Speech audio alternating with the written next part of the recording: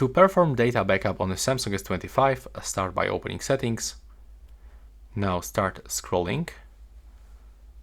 And you will have to go for accounts and backup. And here, as you can see, we can find two options to backup data into Samsung Cloud or into Google Drive. So in my case, I'm gonna do this with Google Drive. So click here if you also want to do this.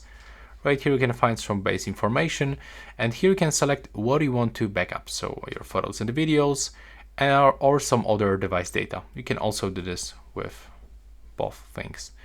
In my case, let's, for example, do this with other device data.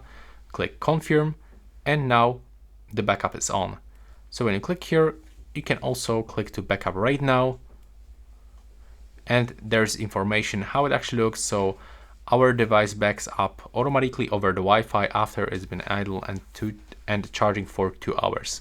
And here you can also find backup details, and additionally you can also backup using your mobile data or metered Wi-Fi data. So yeah, that's all. If you find it useful, please leave a like and a comment below.